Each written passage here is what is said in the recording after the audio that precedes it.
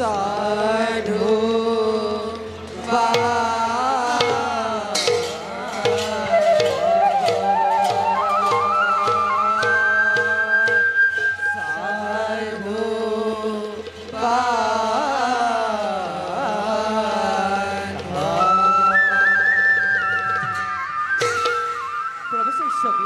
রাখি ধুরা তাল এক তাল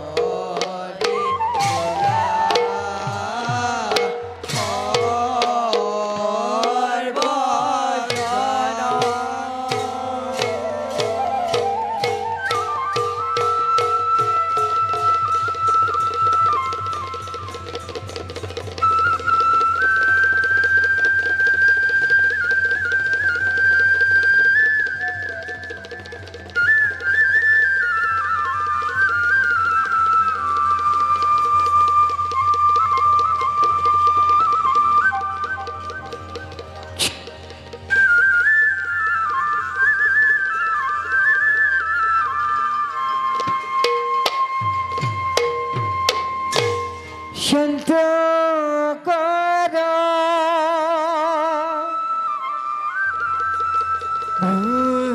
জগ শয়না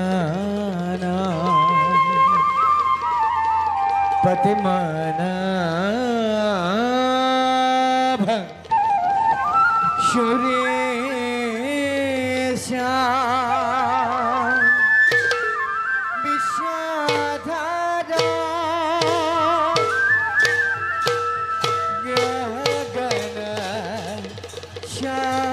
दृशा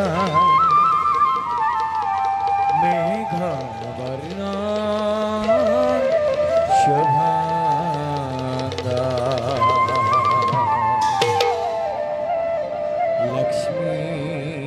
लक्ष्मीकान्ता कमला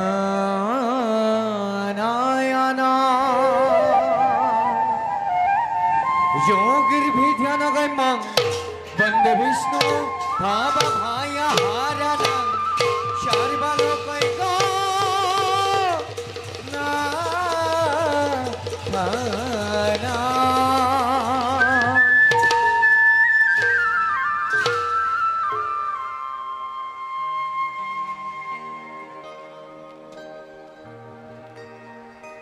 পরম পিতা অনাদি নিৰঞ্জনৰ ইচ্ছাত আমি এই বিশ্ব ব্ৰহ্মাণ্ডৰ জীৱসমূহৰ পালনৰ গভীৰ দায়িত্ব কৰিছো বহন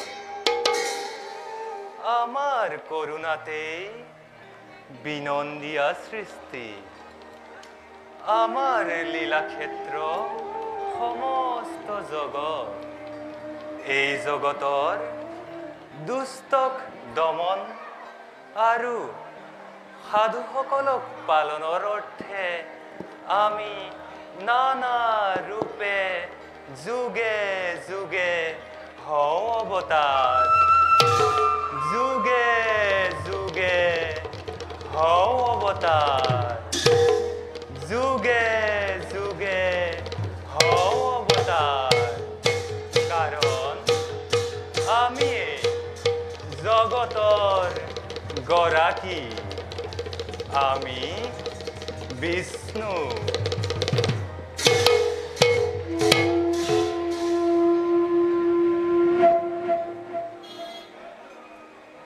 এতিয়া যাওঁ নিজ কৰ্তব্যত হওঁ অগ্ৰসৰ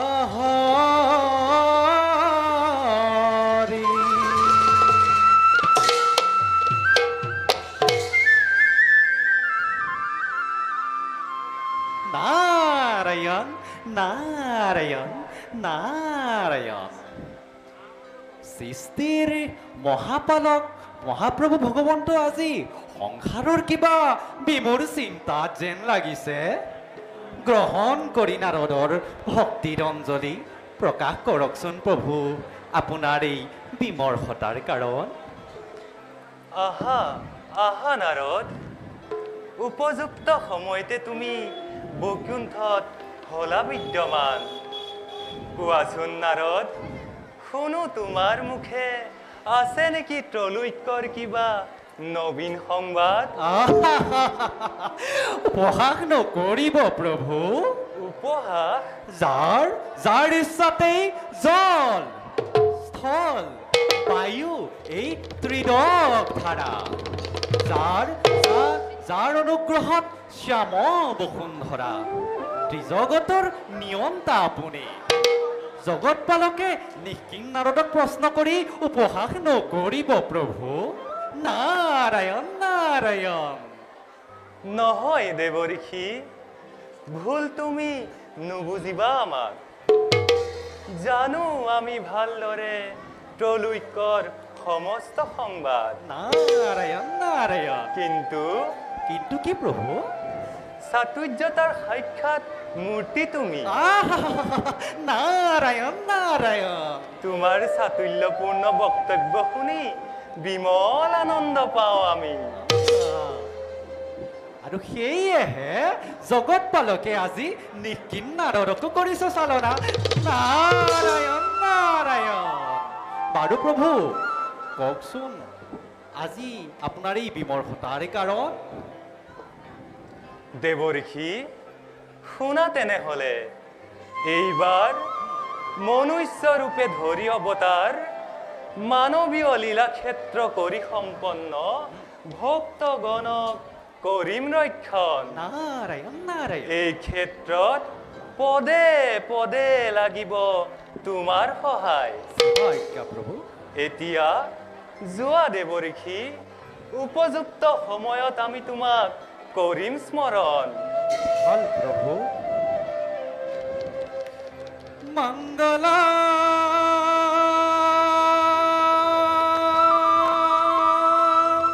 ভগৱান বিষ্ণু মংগলা গৰুণ ভজা মংগলা পুণ্ডৰীকাক্ষ মংগলায় তনু হৰি মংগলায় তনু হৰি মংগলায় তনু হৰি হে মংগলায় তনু হৰি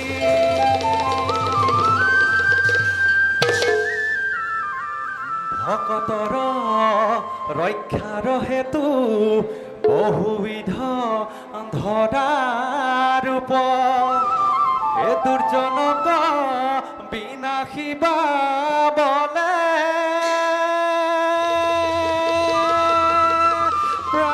প্ৰাণ হৰি হৰি হৰি হৰি হৰি হৰি হৰি হে তোমাৰ চৰণনে প্ৰভু বহুজক মান কৰে এ সংসাৰৰ মহন্ত কলে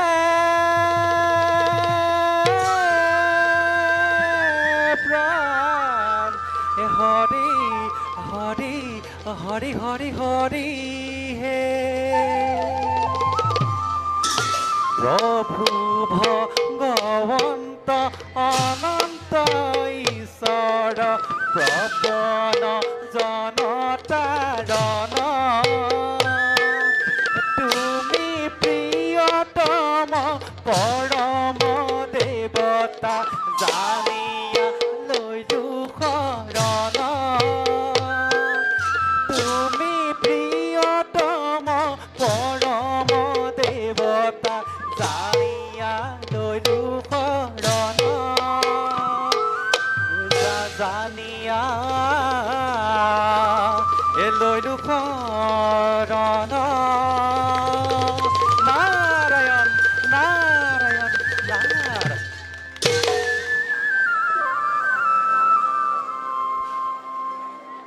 যাওঁ আমিও নিজ কৰ্তব্যত হওঁ অগ্ৰসৰ।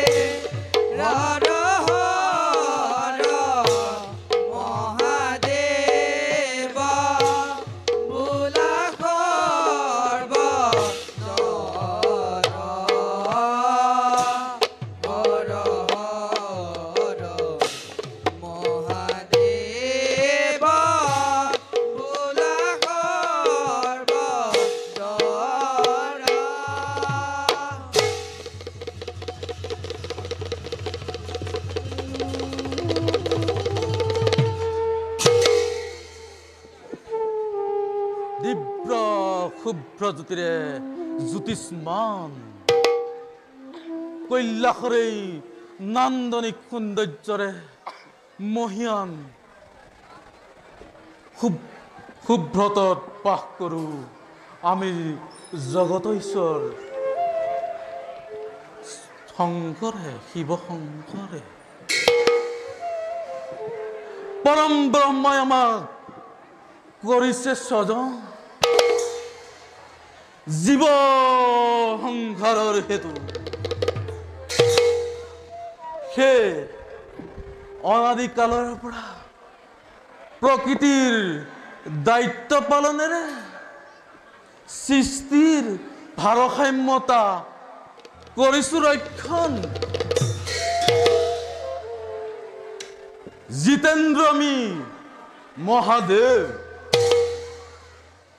তথাপিতো কলিকৰ ভক্তগণৰ আকুল আহ্বানে আমাৰ কঠিন হৃদয়তো কৰুণাৰ উদ্বেগ কৰে মনোমতবৰ প্ৰদান কৰি জাগতিক ইচ্ছা পূৰণ কৰু ভক্তগণৰ আজিও মনোমতবৰ প্ৰদান কৰি ভক্তগণক জাগতিক ইচ্ছা পূৰণ কৰু যাও এই নৈমিত্তিক কাৰ্য কৰি সম্পাদন পাৰ্বতী সমে কৰোঁগৈ হৰিৰ নিৰ্গুণ কৰ্থন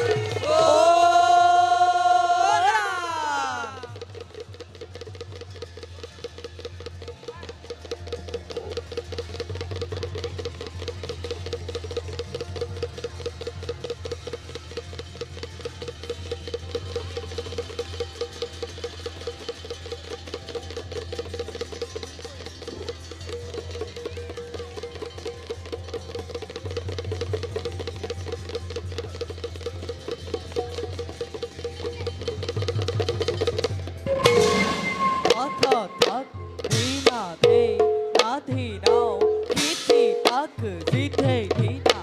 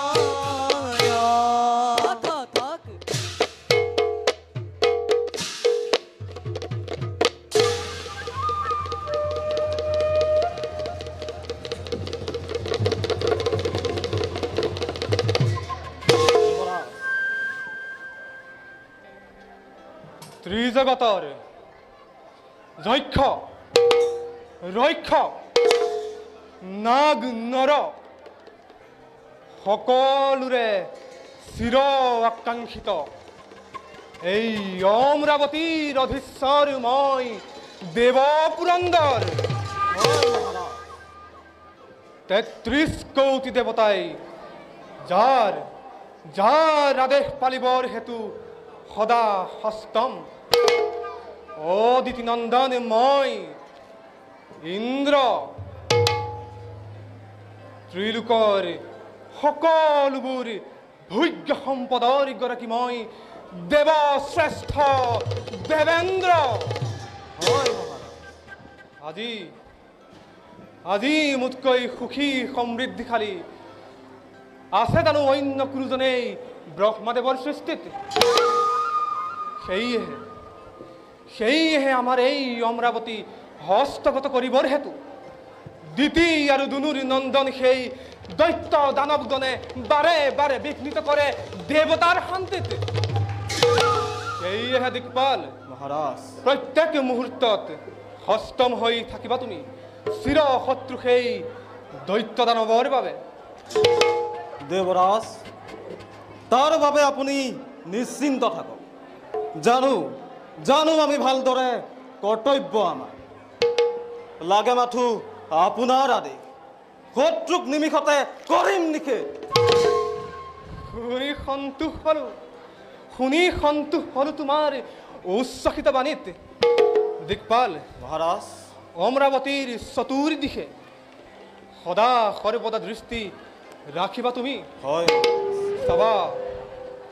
চাবা যাতে শত্ৰু আক্ৰমণৰ বাবে ক'তো যেন নাথাকে তিল মানুহ ছিদ্ৰ বাৰু দিকপাল মহাৰাজ ব'লা যাওঁ আমি নৰ্তকীগণৰ কাষে উপভোগ কৰি তেওঁলোকৰ অনুপম নৃত্য গীত ৰাজ কাৰ্যৰ অৱসাদ দূৰ কৰোঁ আমি বলক মহাৰাজ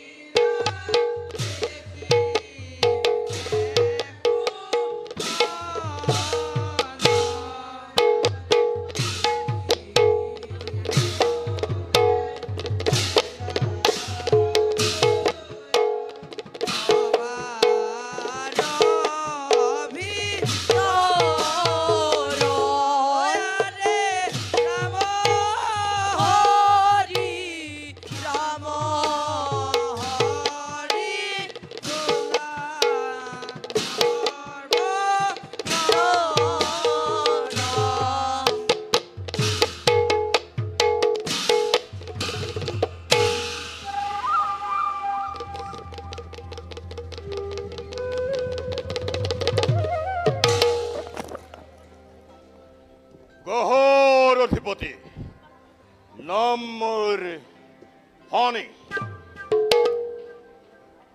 মোৰ এটি তথ্যতে ভস্মীভূত হ'ব পাৰে সমগ্ৰ জগত এটি পলকতে কাৰণ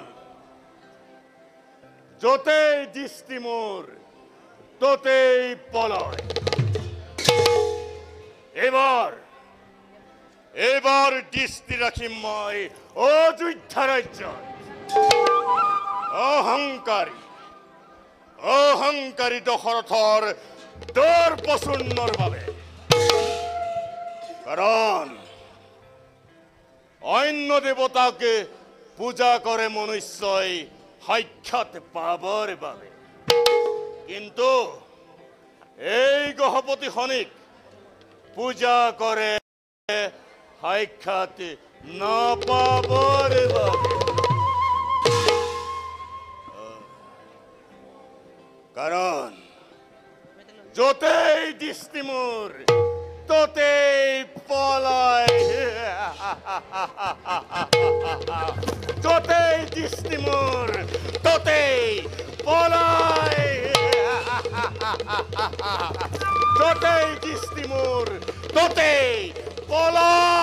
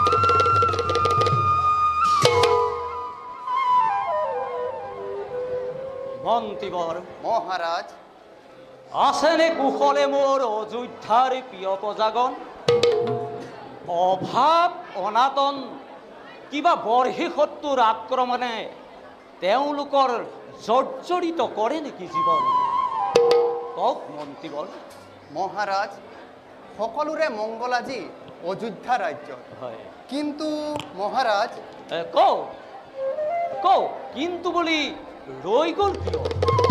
মহাৰাজ, আজি প্ৰায় বহুত দিন ধৰি নিৰীক্ষণ কৰিছোঁ আপোনাৰ। পূৰ্ণিমাৰ চন্দ্ৰহেন মুখখন আপোনাৰ, দেখা পাওঁ যেন বিষাদৰ কলীয়া ডাবৰে আৱৰা। ৰাজকাৰ্যতো নাই সেই পূৰ্ণৰ সজীৱতা। ইয়াৰ কাৰণ কি মহাৰাজ? মন্ত্ৰীবৰ মহাৰাজ, বুদ্ধিমত্তাৰ প্ৰতিমূৰ্তি আপুনি, তৎসেও বোধগম্য হোৱা নাই নে আপোনাৰ মোৰ এই বিষাদিতৰ কাৰণ? মহাৰাজ, জানে মন্ত্ৰীবৰ, মহান ইক্ষাকু কুলৰ ৰজা আমি। সূৰ্যবংশী এই ইক্ষাকু কুলৰ ৰজা মহাৰজাসকলে অতি পৰাক্ৰমেৰে ৰাজ্য শাসন কৰি সুখ্যাতি ৰাখি থৈ গৈছে ধৰা। হয় মহাৰাজ। কিন্তু বংশৰ এই সুনীতৰ ধাৰা যেন স্তব্ধ হৈ যাব আজি এই দশৰথৰ নামত। মহাৰাজ, জানে মন্ত্ৰীবৰ, অদ্য পৰিমিত অপুত্ৰক মই, যৌৱনেও মেলা নিমাগিছে, বাৰ্ধক্যই দিবহি দেখা। মন্ত্ৰীবৰ, মহাৰাজ, পুত্ৰ সন্তান নহ'লে আমাৰ বংশ ৰক্ষা হ'ব কেনেকৈ? মহাৰাজ, কোনে দিব জলপিণ্ড দান, কোনে কৰিব শাসন এই বিশাল সাম্ৰাজ্য? মহাৰাজ, সেই কথা আমাৰ অগোচৰ নহয়।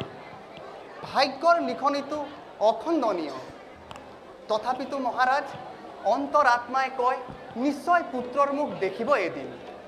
মন্ত্ৰীবৰ, মহাৰাজ, সেই সুদিন আহিব কেতিয়া? আহিব মহাৰাজ। এইবোৰ ভাবি ভাবি মই বৰ অস্থিৰ হৈ পৰোঁ। মহাৰাজ, কিমান যেন নিদ্ৰাবিহীন ৰজনী পাৰ কৰিছোঁ মই, আপোনাক কিদৰে বুজাম? বুজো মহাৰাজ, বুজো মই আপোনাৰ মনৰ মৰ্ম ব্যথা, বুজি পাওঁ উদ্বেগৰ কাৰণ। কিন্তু সদ্যহতে আপুনি সন্তানৰ চিন্তা পৰিহাৰ কৰক। চিন্তা কৰক নিজ পুত্ৰ সদৃশ অযোধ্যাৰ শত শত প্ৰজাৰ কথা। মন্ত্ৰীবৰ, মহাৰাজ, কি হ'ল মোৰ প্ৰজাগণৰ? কিবা অমংগলে দেখা দিছে নেকি তেওঁলোকৰ? হয় মহাৰাজ, হে? সুজলা সুফলা শস্য শ্যামলা অযোধ্যা ৰাজ্য আজি মৰুভূমিলৈ পৰিণত হ'বলৈ আৰু বেছি দিন নাই। কি কয় মন্ত্ৰীবৰ? হয় মহাৰাজ, পঞ্চবৰ্ষে অনাবৃষ্টিৰ ফলত অযোধ্যা ৰাজ্যৰ বিশেষকৈ দক্ষিণ প্ৰান্তৰ প্ৰজাগণে এমুঠি অন্নৰ অভাৱত পৰি ৰাজ্য ত্যাগ কৰিবলৈ আৰম্ভ কৰিছে মহাৰাজ। মন্ত্ৰীবৰ, হয় মহাৰাজ। আজি ৰাজ্যৰ দক্ষিণ প্ৰান্তৰ এনেও অৱস্থা। হয় মহাৰাজ। নাৰায়ণ নাৰায়ণ। অ দেৱঋষি, আমাৰ সহস্ৰ প্ৰণাম গ্ৰহণ কৰক। কল্যাণমস্তু।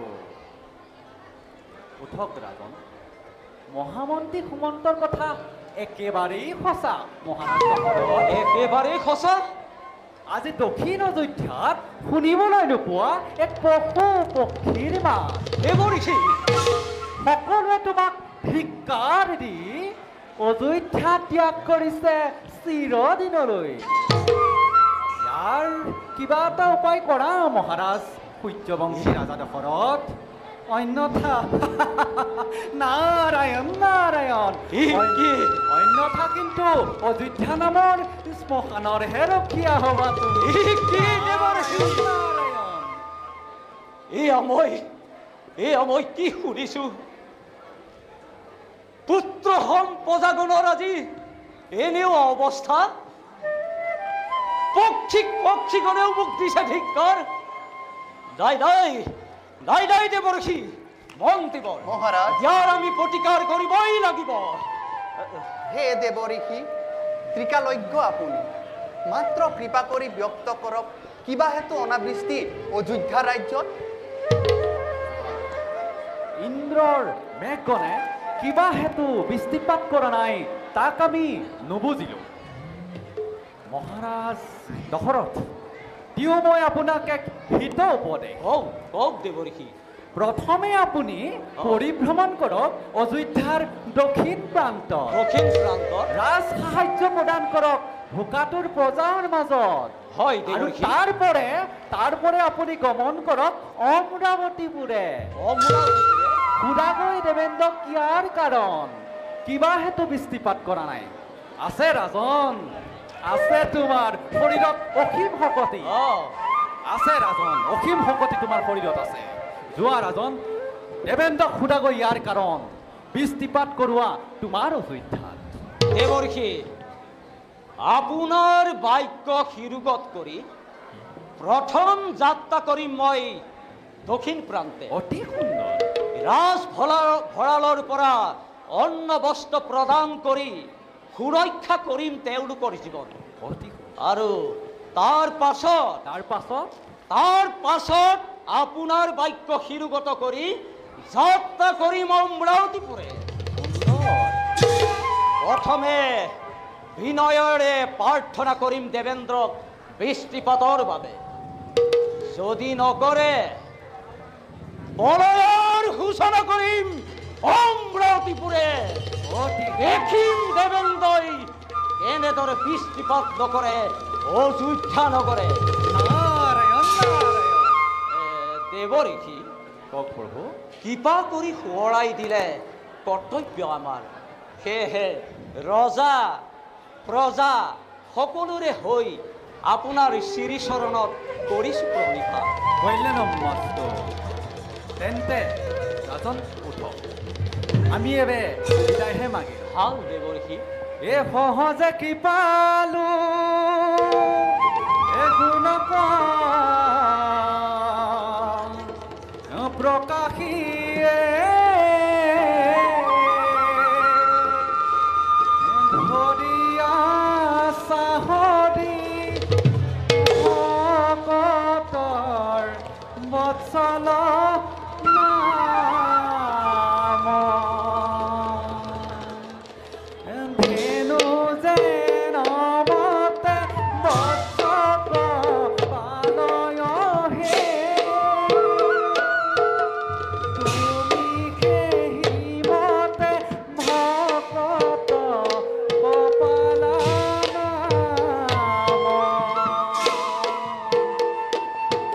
তুমি সেই মতে ভকত কপাল তুমি সেই মতে ভকত কপাল নারায়ণ নারায়ণ নারায়ণ। মহারাজ। শুনিলে নহয় দেৱঋষিৰ বাণী? শুনিলো মহাৰাজ। বিলম্বৰ নাই প্ৰয়োজন। এটি ক্ষণেই আমি যাত্ৰা কৰোঁ দক্ষিণ প্ৰান্তে। বলক মহাৰাজ।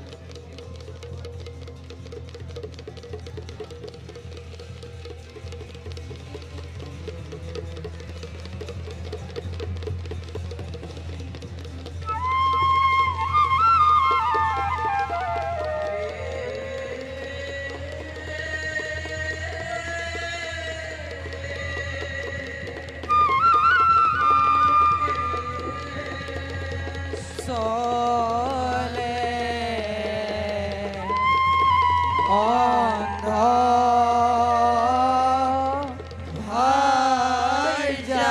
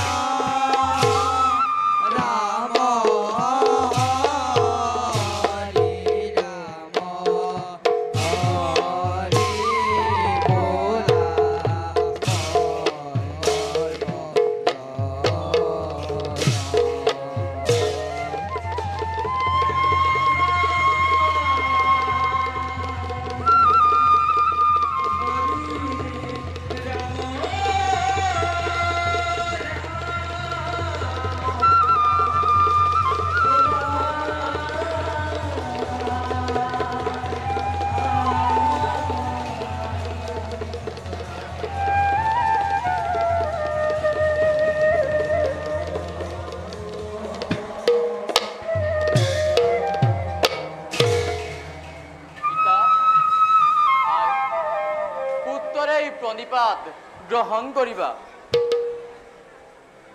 বাছা সিন্ধু, পিতা এই অন্ধ পিতা মাতাৰ আচলৰ ধন হয় পিতা।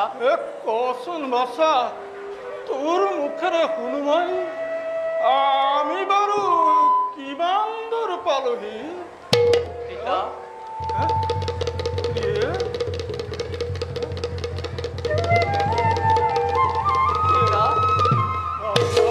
আমি এতিয়া অযোধ্যাৰ এই দক্ষিণ প্ৰান্তৰ সীমামূৰীয়া অৰণ্যৰ মাজত। অৰণ্যৰ মাজত? হয় পিতা। বাছা, তই আমাৰ জীৱনৰ একমাত্ৰ সবল। মাতৃ হৈ নেদেখিলো নিজ পুত্ৰৰ মুখ। কলে বাছা, আছো আই। আছো তই মোৰ গাত চাপিয়া। আছো আই। স্পৰ্শ কৰি তোৰ সকল দেহা সন্তুষ্ট হৈ দুখনি মাতৃয়ে। বাছা, হাই কচোন বাছা, তইনো আমাৰ বাবে আৰু কিমান কষ্ট কৰিবি? সঁচা কথা বাছা, আমি তোক বহুত কষ্ট দিছো। নহয় তোৰ গলগ্ৰ হৈ আমি বহুত কষ্ট দিছো। নহয় নহয় পিতা, নহয় আই, নকবা। তোমালোকে তেনেকৈ নকবা মোক। বাছা, পিতৃ মাতৃৰ চৰণ সেৱা কৰাই জানো পুত্ৰৰ একমাত্ৰ কৰ্তব্য নহয়? হয় বাছা, হয়। আৰু আপোনালোকৰ সেৱা কৰি মোৰ যে কিমান আনন্দ লাগে, সেয়া মই আপোনালোকক বুজাম কিদৰে? সেৱা কৰাৰো এটা বয়স আছে, কিন্তু ইমান কম বয়সতে সেৱা কৰা আমি সহ্য কৰিব নোৱাৰো বাছা, আমি সহ্য কৰিব নোৱাৰো। মইনো কি কষ্ট কৰিছো আই?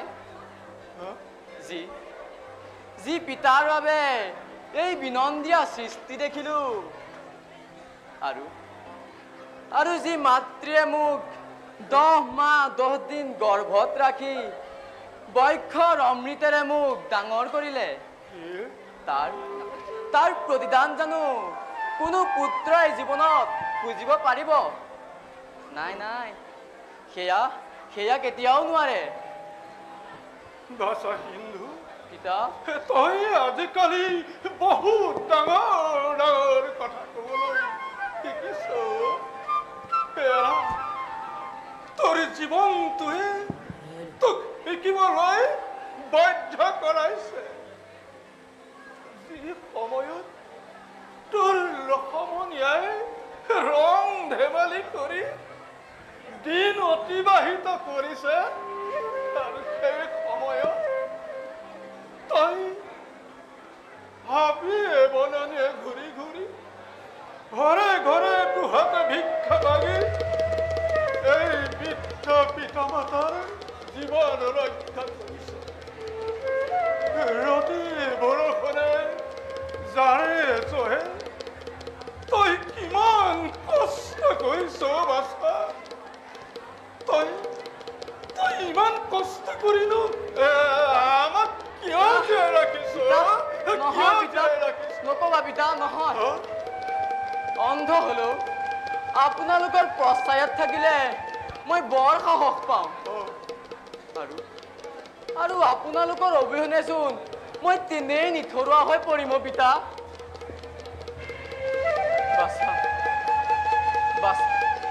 বাছা বুলি যেতিয়া শুনো আপোনালোকৰ পৰা এষাৰ মাত, হিয়া মোৰ হাত পৰি যায় পিতা। পিছে পিতা আৰু আই,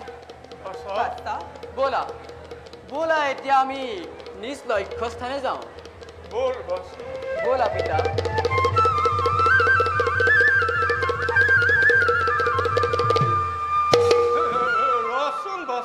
পিতা, তই যে কৈছিলি আমি অযোধ্যাৰ কোনোবা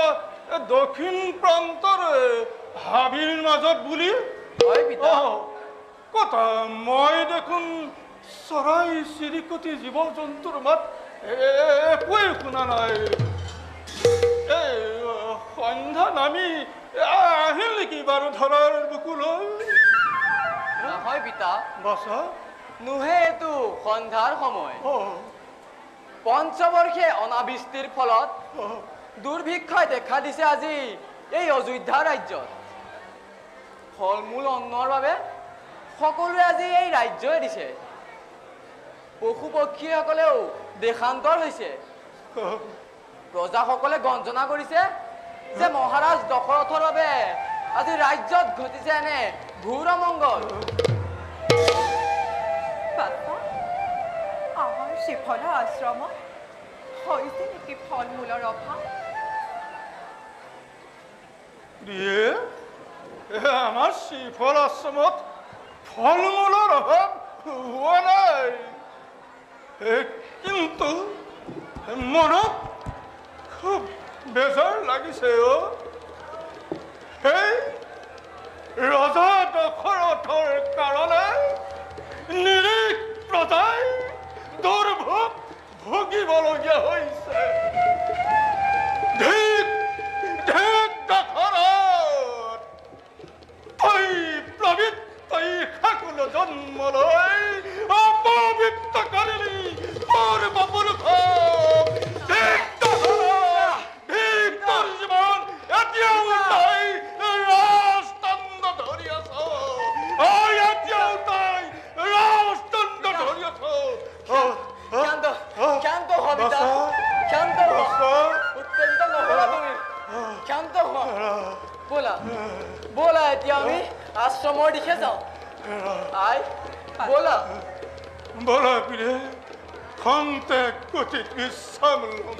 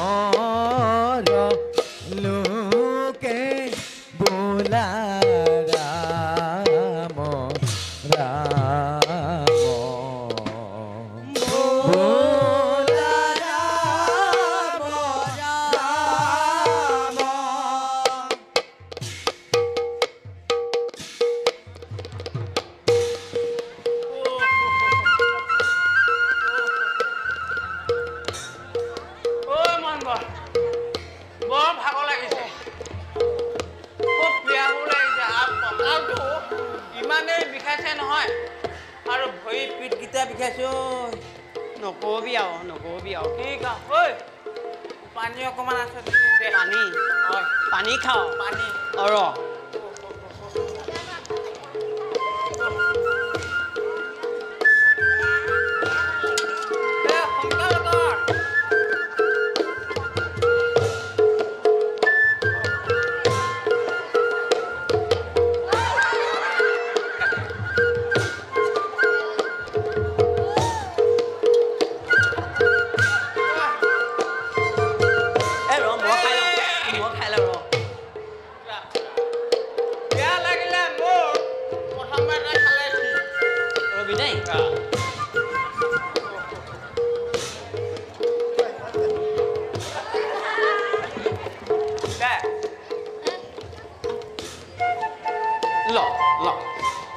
ভালকে হেঁপা পলুৱাই খাই ল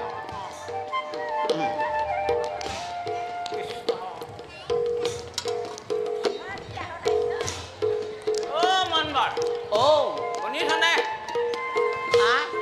শুনিছনে মই মানুহজনী আৰু ল'ৰা ছোৱালী পোনাকেইটা যেনে তেনে দিহা এটা লগালি মই লগালো বাৰু এই এতিয়া থকা হলে নহয় কেতিয়াবাই জুৱাটো গুচি গ'ল এতিয়া কি হ'ল গম পা নাপা ঘৰত যি এটা লাম লাখটো আছে তাকে লৈ পশ্চিমত থকা পৰিয়ালটোলৈ গুচি যামগে বল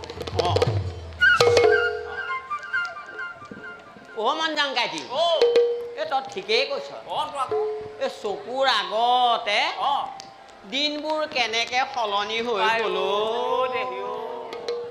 বুজিছ এই অজ মহাৰাজৰ দিনত এইকণ জেগাতে এই জেগাতে আমি কিমান যে ভোগ কৰিলো হেৰো মাছ কাছ গাখীৰ মাখন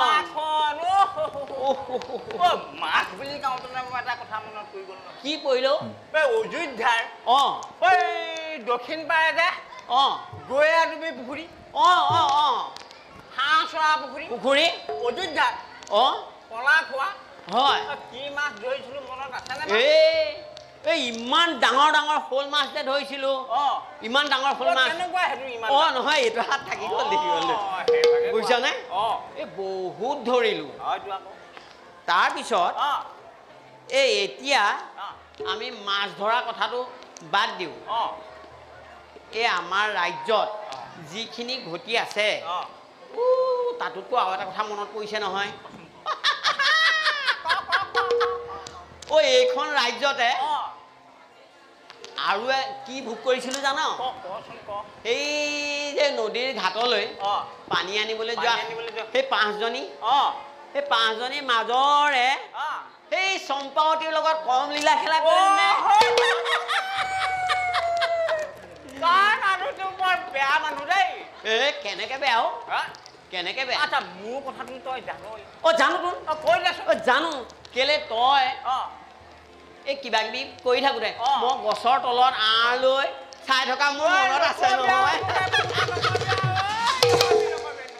ঐ এইবোৰ বাদ দে কি হৈছে জানো এই সকলোবোৰ যিমানবোৰ ঘটিছে চব ৰজা দশৰথৰ কাৰণেই ঘটিছে বুজিছ অজ মহাৰাজৰ দিনত মাহেকত দুবাৰ হ'লেও প্ৰজাবিলাকৰ খবৰ লয় আৰু প্ৰজাবিলাকৰ উজৰ আপত্তি সকলোবিলাক নিজ কাণেৰে শুনে যদি কিবা অপায় অমংগল হয় কিবা বিচাৰ কৰিবলগীয়া হয় তেতিয়াহ'লে সমাধান বুজিছনে এই এতিয়া এই আমাৰ দশৰথ ৰজাই তিনিজনীকে সেই তিনিজনীকে পাটমাদৈৰ লগত থাকিয়ে ব্যস্ত তোৰ মোৰ নিচিনা প্ৰজাবিলাকৰ খবৰ লোৱাটো পিছৰে কথা এই ৰাজ্যতনো কি ঘটিছে খবৰ ল'বলৈ সময় পাইছেনে বাৰু নাই নাই নাই নাই বুজিছ হেৰি নহয় কচোন মই কি কৰিলো গম পোৱা নাপাওঁ অঁ জানো অযোধ্যাৰ উত্তৰ সীমাত অজান্তি মূলকত মোৰ পৰিয়ালটো থৈ আহিছোঁ অঁ সময়ত গৈ যদি নাপাওঁ অঁ তাহাঁতৰ এই জীৱনটো আৰু নাথাকে নাথাকে আমি বেছি দেৰি নকওঁ বুজিছ তাতে কি হৈছে জানো ক এই 5 বছৰে অনাবৃষ্টিৰ ফলত হয় গোটেইখন নৈ বিল খাল পুখুৰী শুকাই গৈছে হয় জীৱ জন্তুবিলাকে পানী খাবলৈ পোৱা নাই সেইবোৰতো বাদেই এই গছবিলাক চব শুকাই গৈ এই প্ৰজাসকলৰ কথাটো বাদেই চৰাই চিৰিকটিও দেখান্ত হৈ গ'ল বুজিছনে হয় সেইকাৰণে আমি এতিয়া ইয়াত দেৰি নকৰি যাওঁ নেকি হয় জানো অঁ যাওঁৱে নেকি যাওঁ তেতিয়াহ'লে যাওঁৱে ব'ল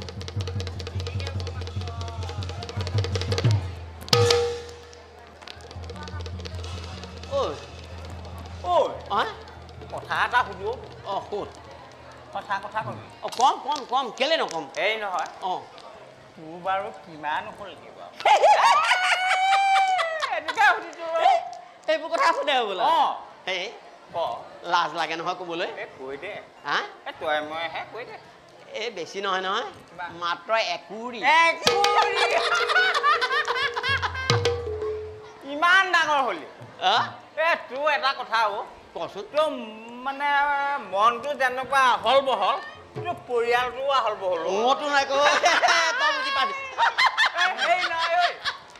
বেছি দেৰি নকওঁ ঐ ৰচোন তোৰ মোৰতো বাদেই ধনবৰৰ কথাটো জানা নাজানো কচোন ক সেই 3 বছৰতে 6টা মানে কেনেকৈ সম্ভৱ কেনেকৈ সম্ভৱ তাৰ মানুহজনীয়ে প্ৰথমতে 2টা পালে মানে জৰ্জা তাৰ 1.5 বছৰৰ পিছত আকৌ জৰ্জা তাৰ 1.5 বছৰৰ পিছত আকৌ 1.5 বছৰ কিমান হ'ল জানো 3 বছৰ 6টা গতিকে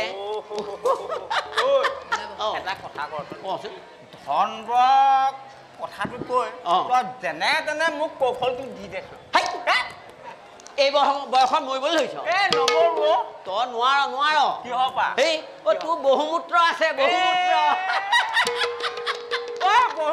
মোৰ শৰীৰটোতে আছে মনটোত নাই নহয় তই বোলা বুজি নাপাওঁ সেইটো আকৌ শৰীৰতহে থাকিব নালাগে তোৰ মানুহজনী তাত কেলধুপ গৈ আছে ব'ল এতিয়া আমি পুৰণা ৰাস্তাত লিক ধৰো ব'ল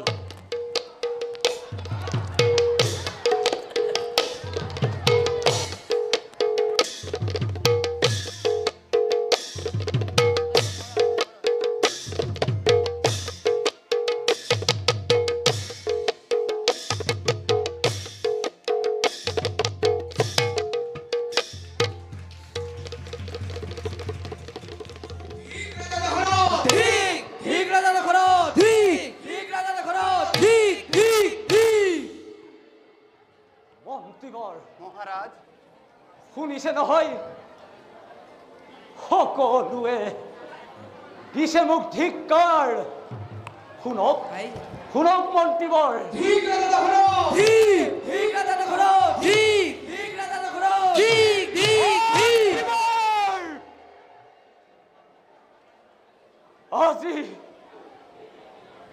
আজি আকাশে কয় বতাহে কয় পক্ষীয়ে কয় ঠিক দহৰত ঠিক বন্তিবৰ মহাৰাজ মই একেবাৰে অস্থিৰ হৈ পৰিছো বন্তিবৰ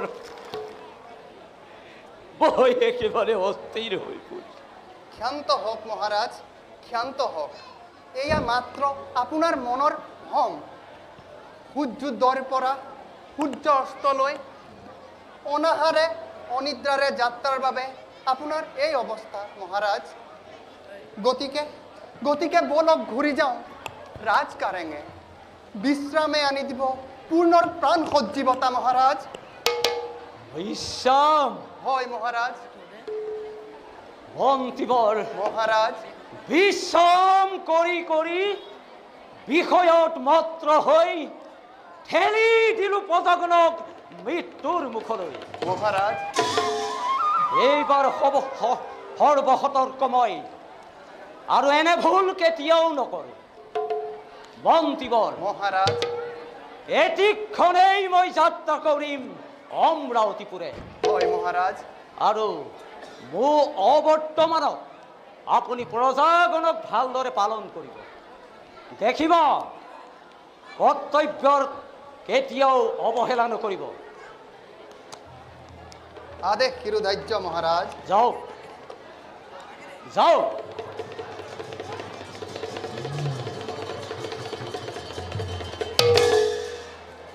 দেবেন্দ্ৰ অহংকাৰৰ উচ্চ শিখৰৰ পৰা ধূলিসাৎ হ'বলৈ আৰু তোমাৰ বেছি পৰ নাই। গৈ আছে এই দখৰত তোমাক তোমাৰ গৰ্ব শূন্য কৰিবৰ বাবে।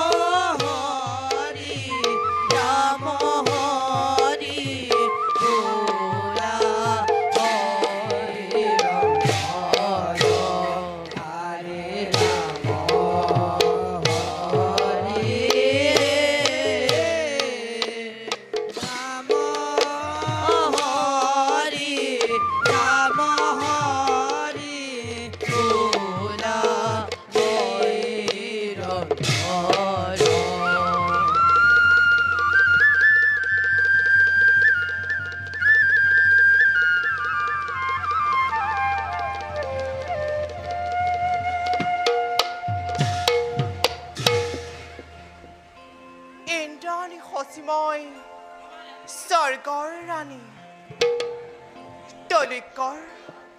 তলিকৰ শ্ৰেষ্ঠ সম্পদৰ গৰাকী দেবেন্দ্ৰ মোৰ স্বামী জগতৰ সকলো নাৰীৰ ঈৰ্ষাৰ কাৰণ মই কাৰণ মই হৈছো ইন্দ্ৰাণী হসী সুন্দৰী কিন্তু এটা কথা বুজিব নোৱাৰো স্বামী ইমান সুন্দৰী মই থাকোঁতে সঁচি সুন্দৰী কিয়নো স্বামী যায় সেই অপেশ্বৰী কাষ চাপি সঁচাকৈ বুজিব নোৱাৰো পুৰুষৰ মন বাৰু যাওঁ এতিয়া স্বামী মোৰ আহি পাব ৰাজসভাৰ পৰা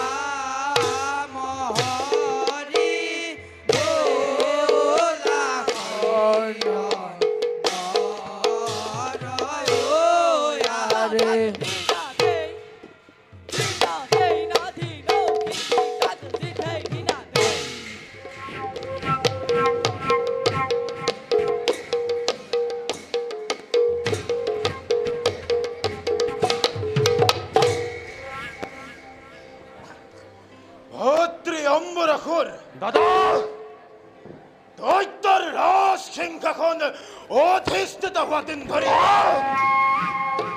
আজি পৰ্যন্ত নাপালো মই মনৰ শান্তি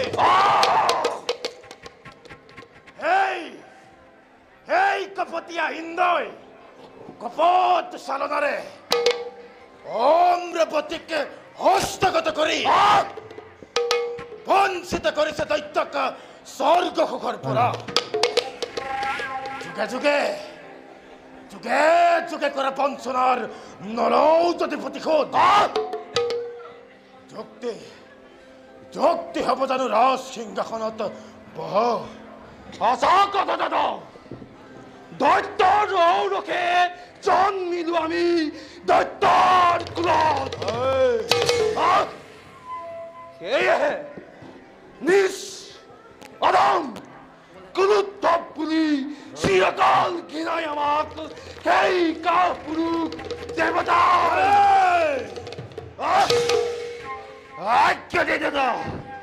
আক্ৰমণ কৰি অমৰাৱতীবোৰ ধ্বংস কৰি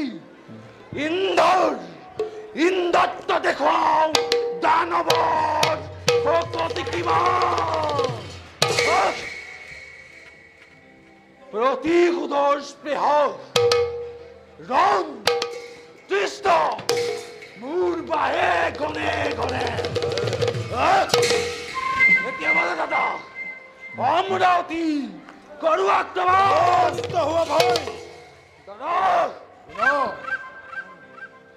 বিনা প্ৰস্তুতিৰে আমি কৰো যদি স্বৰ্গ আক্ৰমণ বিপৰ্যয় ভাই বিপৰ্যয় মিলিব আমাৰ সৌভাগ্যত সেয়েহে যোৱা তুমি প্ৰশিক্ষিত কৰা তথ্যখনক ভীষণ সমৰৰ বাবে আৰু ময়ো যাওঁ শিৱ আৰাধনাৰ হেতু মহাদেৱক কঠোৰ তপস্যাৰে তুষ্ট কৰি মনোমত বৰ মই লাভ কৰি লওঁ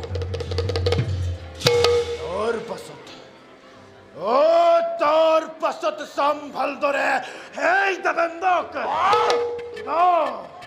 কিবা দৰে ৰাখে স্বৰ্গপুৰ সেই দেৱগণে মহাপ্ৰলয়ৰ ঘোষণা কৰি দেৱগণক মৰ্ত্যৰ ভিতৰে খেদি পঠাম মই যদি শিৱাই নিদিয়ে মনোমত বৰ তেতিয়া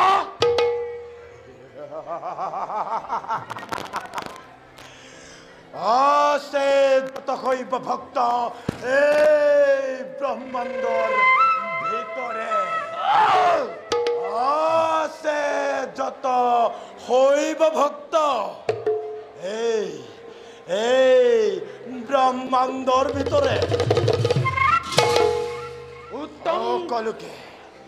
সকলোকে ধৰি আনে জ্বলন্ত অগ্নিত মই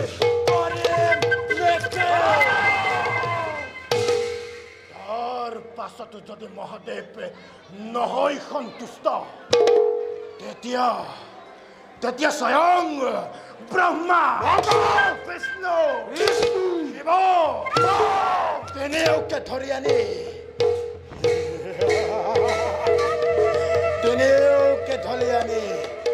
বলি কুণ্ডতে বলি দি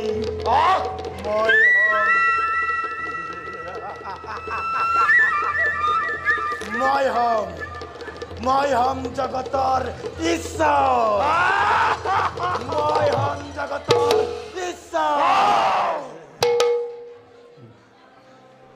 উত্তম দাদা অতি উত্তম জানো আমি ভালদৰে ভক্তিতে তুষ্ট হয় ভংগুৱা শংকৰ সেয়েহে যোৱা তুমি শিৱৰ আৰাধনাৰ হেতু আৰু ময়ো যাওঁ নিজ কৰ্তব্যত সংগ্ৰহ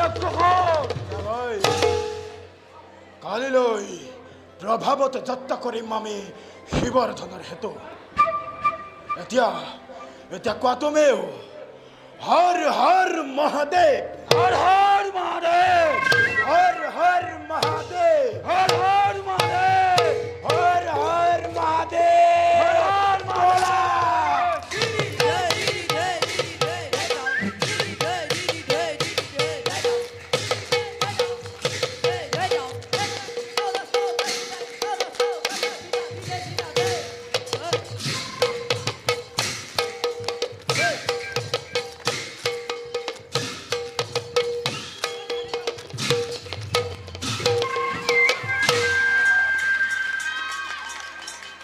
এটি ঘোষণা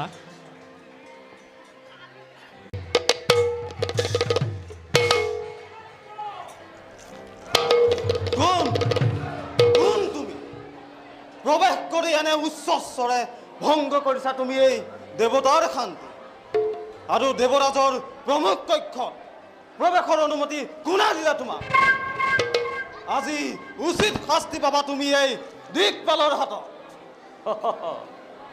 দিকপাল বেশ হৰষ্ট নকৰি পলম প্ৰথমে তোমাক পৰাস্ত কৰি তাৰ পাছত সন্মুখীন হম দেৱেন্দ্ৰ বেশ তেন্তে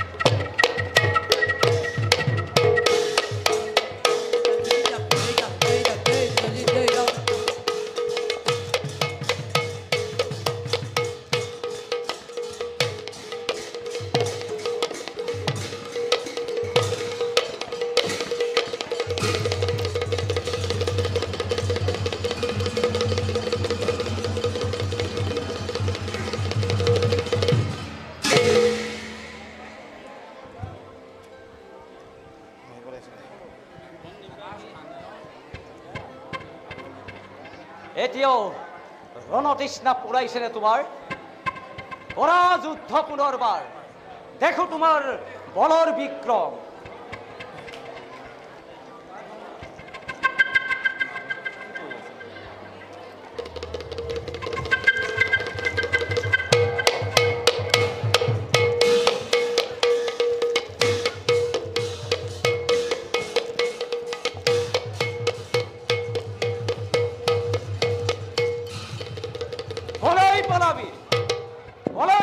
সেই অমূৰ্তত্ব চা এই শব্দবেদী বান প্ৰয়োগ কৰিলো, পাৰ যদি আত্মৰক্ষা কৰ।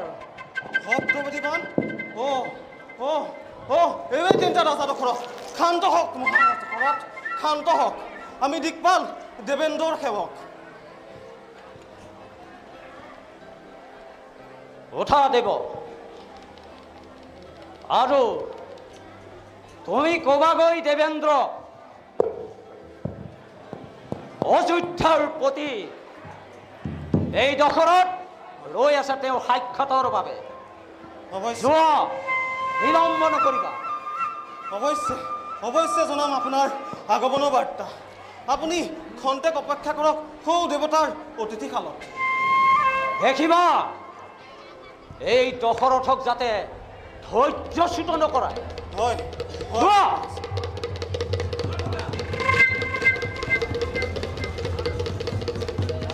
নাটক গুৰুত্ব দিবি, পুৰস্কাৰক নহয়। যাওঁ, নহ'লে এই দশৰথ নামৰ এক প্ৰচণ্ড ধুমুহাই ধ্বংস কৰিব এই স্বৰ্গপুৰ। যাওঁ, মই অতি সোনকালেই যাওঁ।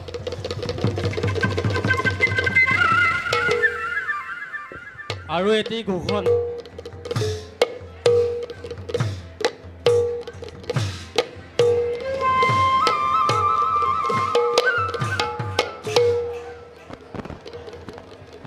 ৰাজকাৰ্যৰ নৈমিত্তিক ব্যস্ততাৰ হেতু দেৱৰাজ অৱসন্ন আদি।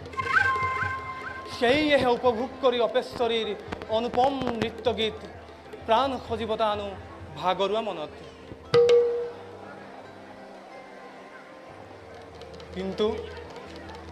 কিন্তু এয়া কি? দিকপাল!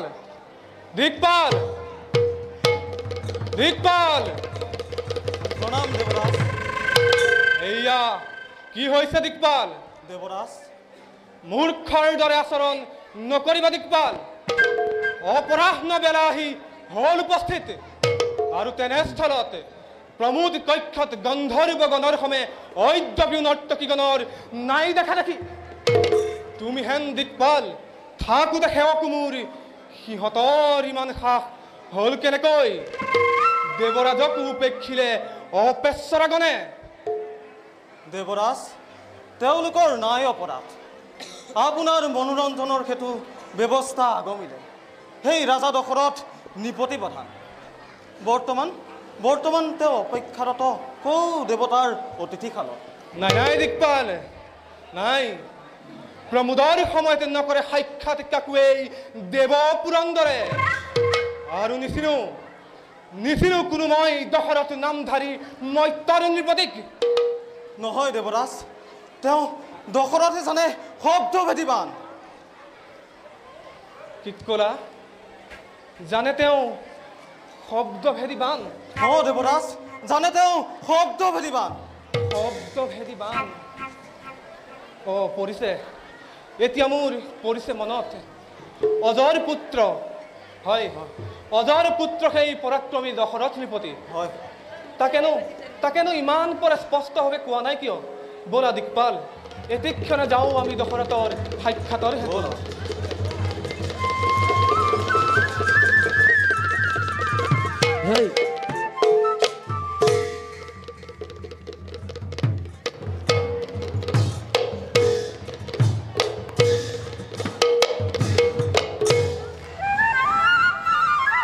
স্বৰ্গৰ অতিথিশালত থাকি ভোগ বিলাসৰ লালসা এই দশৰথৰ। মোক লাগে সমস্যাৰ সমাধান।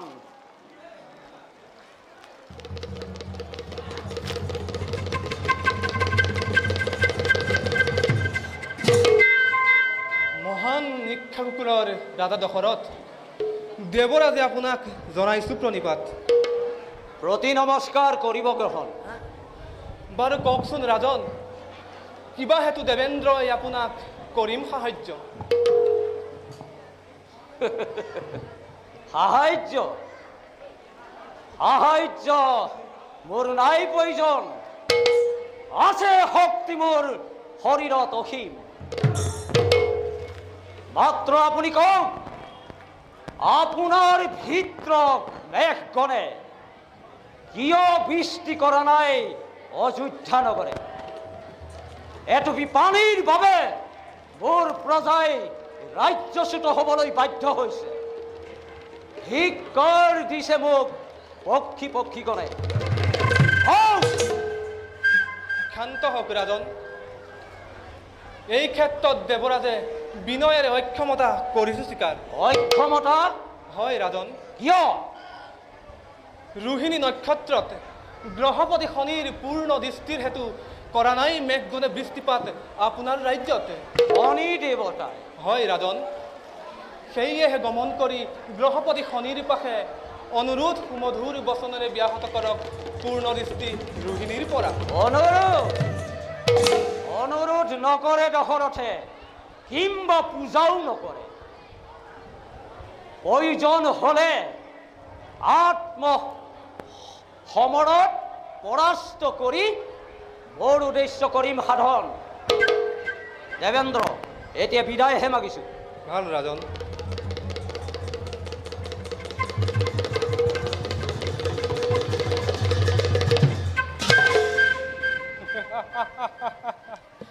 যা যা হেৰৌ অহংকাৰী ঊৰ্ধ্বত ৰাজন। গ্ৰহপতি শনিয়ে জনাব তোক যোগ্য সম্ভাষণ। বাৰু দিকপাল, ব'লা ব'লা যাওঁ আমি প্ৰমোদ কক্ষে।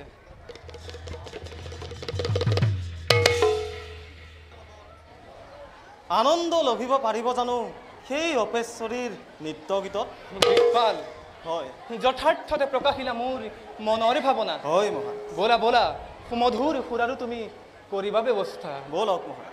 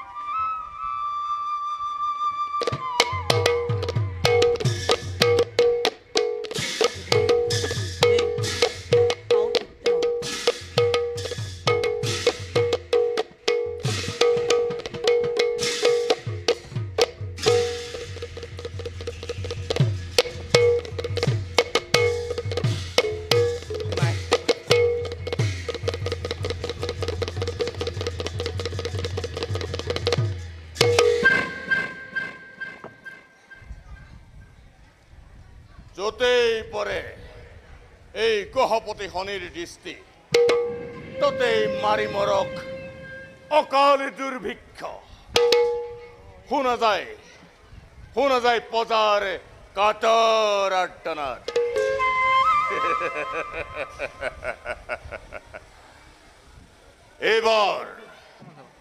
এইবাৰ দৃষ্টি মোৰ ৰোহিণী নক্ষত্ৰত। সেয়েহে বৃষ্টিপাত হোৱা নাই অযোধ্যা ৰাজ্যত।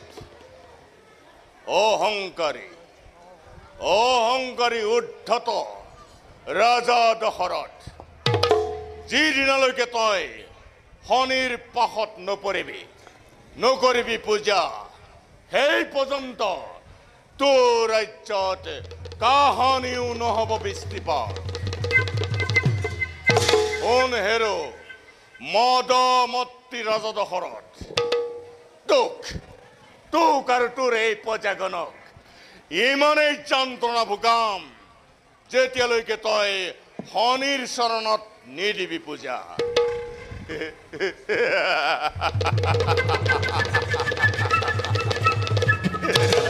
সভাপতি শনি কোনে মোক অশ্ৰদ্ধাপূৰ্বক সম্বোধন যাচিছে? সন্মান থকা হলে শতবাৰ গীতাঞ্জলি কৰিলেহেঁতেন এই দশৰথে। ৰাজা দশৰথ কিয় আহিলা আজি শনিৰ পাশে? আত্মপৰিচয় দিবলৈ। আত্মপৰিচয় বা কি প্ৰয়োজন? প্ৰজাৰ কল্যাণৰ বাবে এই দশৰথ কিমান ভয়ংকৰ হ'ব পাৰে তাক প্ৰমাণ দিবলৈ।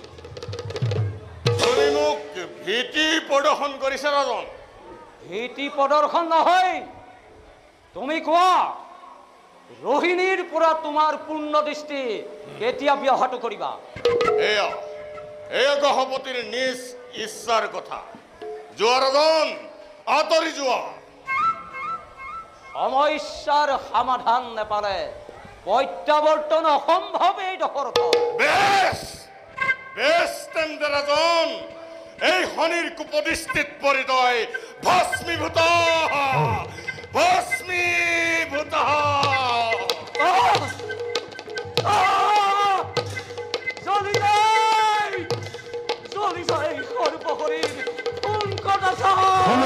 গহপতি গৰুৰ নন্দন জটায়ুৰ বৰ্তমান অন্যই কদাপিতো নোৱাৰা কৰিব। ৰাজা দশৰথ, শনিৰ পূৰ্ণ দৃষ্টি মই কৰিলো গা। ৰাজা দশৰথ বেশ সাৱধান হয় এই দশৰথৰ হাতত পৰাস্ত হ'বলৈ। সেই শনি দেৱতা প্ৰস্তুত যুদ্ধৰ বাবে। ধন্য ৰাজন, ধন্য।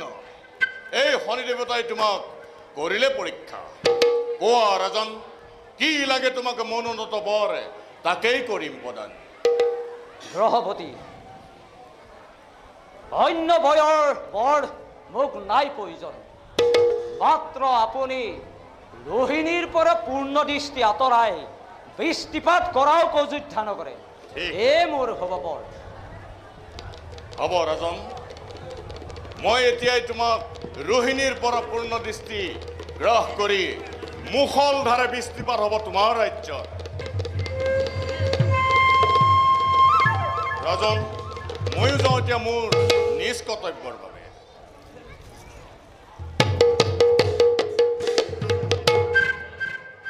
হে দেৱ, পক্ষী ৰূপে আহি আমাৰ প্ৰাণ ৰক্ষা কৰিলে আপুনি। দিয়কচোন সত্য পৰিচয়।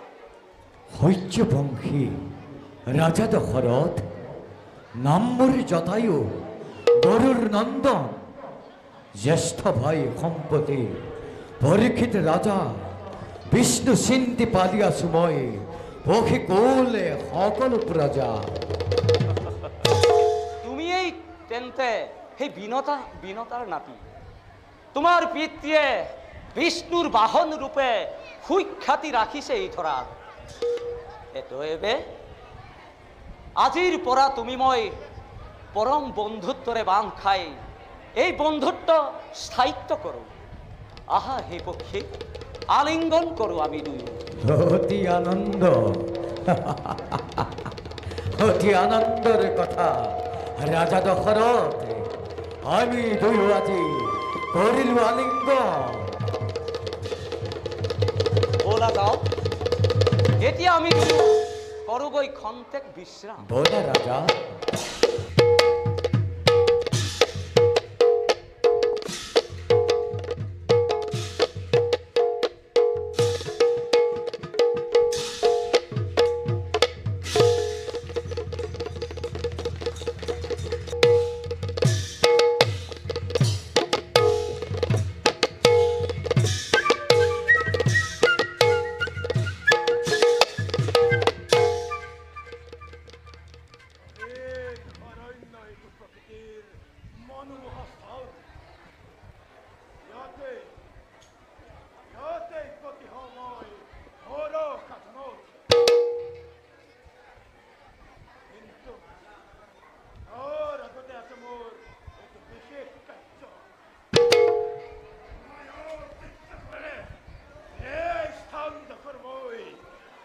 সুৰক্ষিত কৰি লওঁ তাৰ পাছত চাওক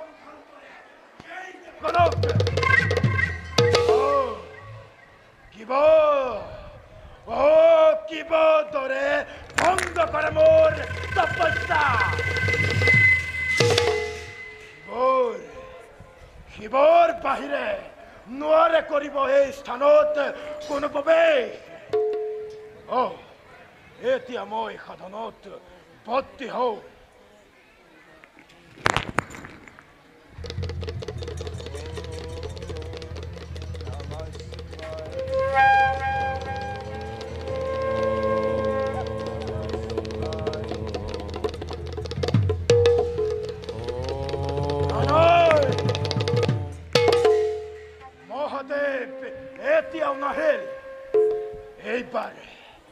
এইবাৰ মই একপদে কৰোঁ স্মৰণ কর্পূর গৌরম করুণাবতারম সংসারাচারম ও জগন্দ হরানা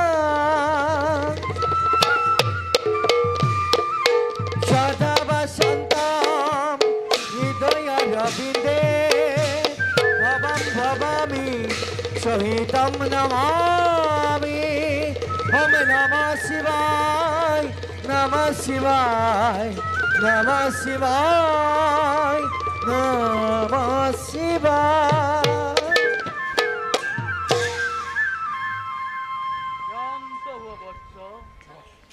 শান্ত হুয়া প্ৰণাম সন্তুষ্ট ভোলানাথ তোমাৰ তপস্যা প্ৰভু অধম ভক্তৰ সেৱা গ্ৰহণ কৰক উঠা বৎস উঠা কিবা হেতু আৰাধনা কৰিলা এই শিৱশংকৰক প্ৰভু ভক্ত যদি এই আপোনাৰ সম্বৰাসুৰ তেনেহলে অমৰত্ব বন মুখ প্ৰদান কৰি কৃতাৰ্থ কৰক জন্মিলে মৃত্যু অনিবাৰ্য সেয়ে অমৰ বৰ নহয় কাৰ প্ৰাপ্য কোৱা কোৱা অন্য বৰ আছে কিবা তোমাৰ অভিলাষ তেনেহলে প্ৰভু দিয়ক দিয়ক মোক এনেবোৰ হওঁ যাতে মই তৈলোক্য বিজয় আৰু তথাস্তু হ'ব তুমি তৈলোক্যৰ বিজয় চৈক্ষ ৰক্ষ দেৱতা দানৱেও নোৱাৰে তোমাক পৰাজয় কৰিব কিন্তু কোনো হৰিভক্তৰ সমে হয় যদি তোমাৰ ৰণ জানিবা মৃত্যু তোমাৰ অনিবাৰ্য যোৱা ধৰ্মমতে কৰাগৈ প্ৰজাগণৰ শাসন ময়ো যাওঁ কৈলাসপুৰে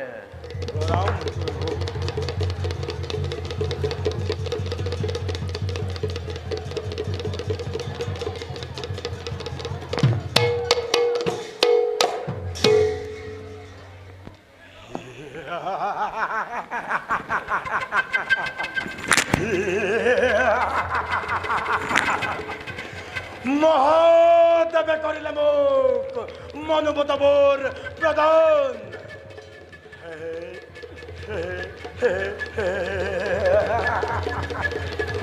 এতিয়া চাম ভালদৰে এই দেৱেন্দ্ৰক যাওঁ মই সুখৰ বাৰ্তা মোৰ ভাতৃক দিওঁগৈ ভাতৃ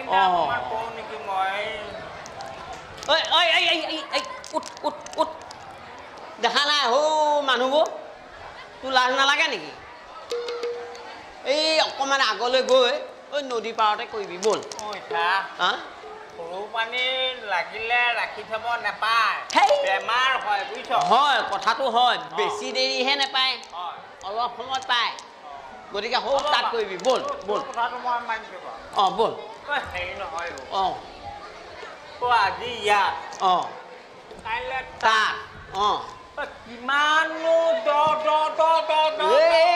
উপায় নাই ঐ কিবা উপায় নাই শুনাটোৰ লগত আহিলোঁ বছৰ পাৰ হ'ল কিমান মিঠা খালো কিমান তিতা খালো মোৰ আৰু দেহাটোৱে নেটানিব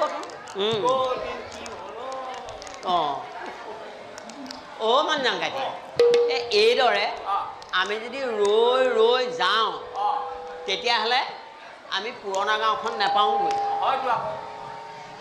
এই সিহঁতে আমাৰ মাটি বাৰীবোৰ চব দখল কৰিলে বুজিছ এই অযোধ্যাত বৰষুণ হোৱাৰ পৰাই কি হৈছে জাননে এই হৈছে মইছে উপচি পৰিছে ৰাজ্যখন দেখিবলৈ ধুনীয়া হৈ পৰিছে গতিকে আমাৰ নিচিনা এই ভগনীয়া প্ৰজাবোৰ আকৌ ৰাজ্যলৈ উভতিব লাগিছে বুজিছ হেৰি নহয় কওকচোন ৰজা দশৰথক কিন্তু মানিছো হয় হয় অমৰাৱতীলৈ গৈ ইন্দ্ৰকো বোলে বৰষুণ দিয়াবলৈ সৈমান কৰা হয়তো কম কথা নাই বাৰু এতিয়া দশৰথক আমি ইয়াৰ পৰাই প্ৰণাম জনাইছোঁ মঞ্জাংকাটি এই তোৰ এই বকলাখন বাদ দে আমি যদি ইয়াতে দেৰি কৰোঁ এই ধনবৰ মনবৰহঁতে আমাৰ গোটেই মাটি বাৰীখিনি দখল কৰিব এই বৰষুণ হোৱাৰ পৰা অযোধ্যা ৰাজ্যত বোলে হৈছে মইছে উপচি পৰিছে বুজিছনে গতিকে আমি সোনকালে যাওঁ তইতো জানই মোৰ পৰিয়ালৰ কথা জানোতোন পাতি ধাৰিয়ে দুধাৰিকৈ পেল জন্ম দিব পাৰ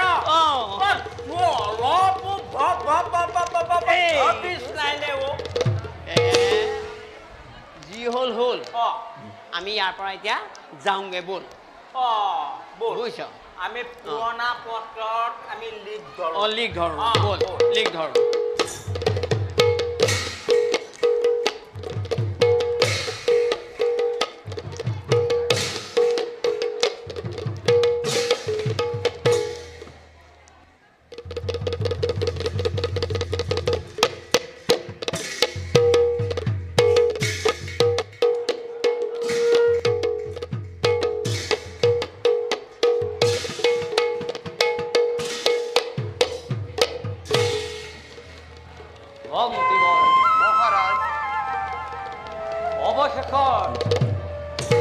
দৃষ্টিপাতে আনি দিলে আমালৈ প্ৰাণ সজীৱতা এতিয়াহে মই নিশ্বাস ল'ব পাৰিছোঁ হয় মহাৰাজ আজি সমস্ত প্ৰজাৰ মুখত আপোনাৰেই গুণানুকীৰ্তন সেই হেতু মই সমস্ত প্ৰজাৰ হৈ আপোনাৰ ওচৰত এই সুমন্তই প্ৰণাম জনাইছোঁ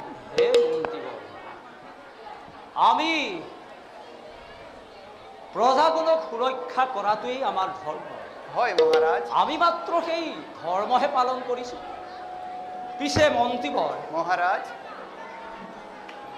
বিষয়ৰ কাৰ্যত থাকি একেবাৰেই লাগিছে বিৰক্তি সেয়েহে কাইলৈ প্ৰাতঃতে মই মৃগয়ালৈ যাত্ৰা কৰিম বুলি ভাবিছোঁ হয় মহাৰাজ আপুনি ভালদৰে প্ৰজাজনক পালন কৰিব আজিলৈ সভা ভংগ কৰা হ'ল বলক মহাৰাজ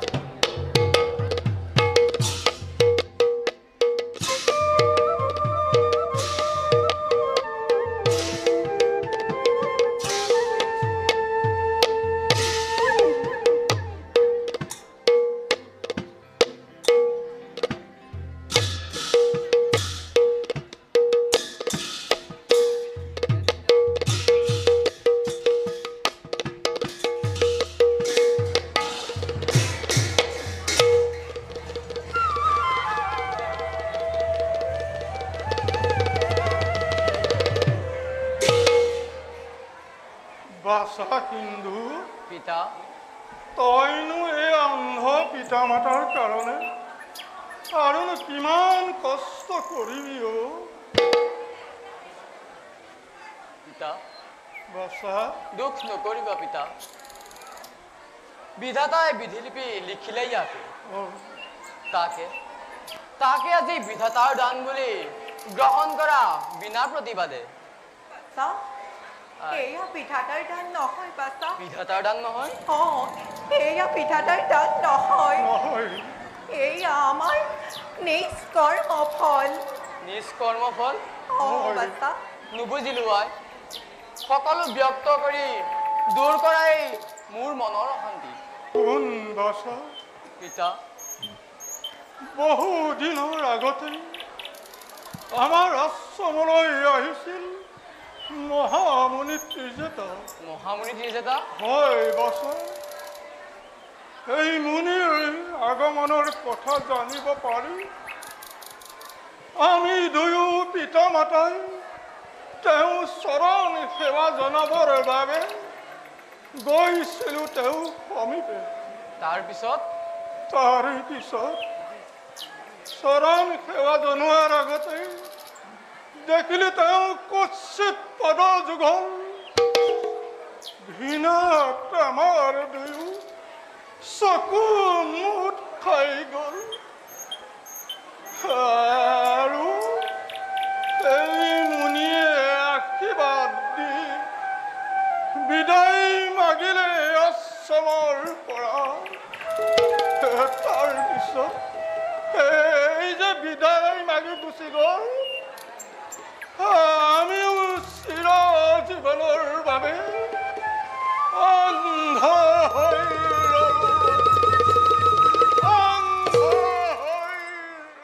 পিতা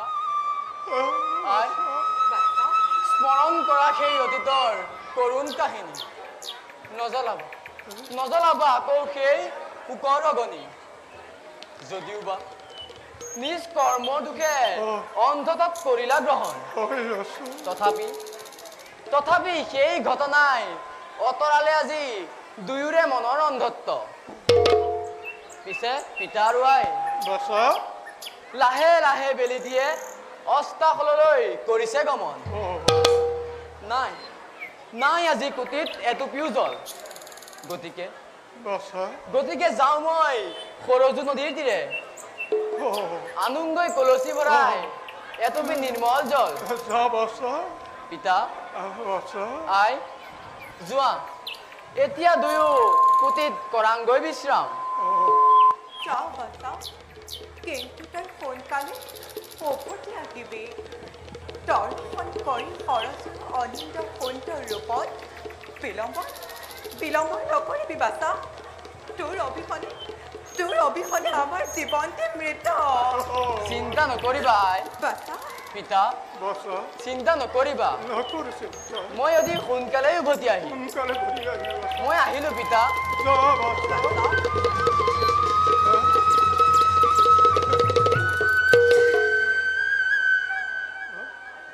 পিতা আই মই নথকাৰ অৱস্থাত যাতে দুয়ো কুটিৰ পৰা অলপো বাহিৰলৈ নোযোৱা যোৱা এতিয়া দুয়ো কৰাংগৈ বিশ্ৰাম মই আহিলো পিতা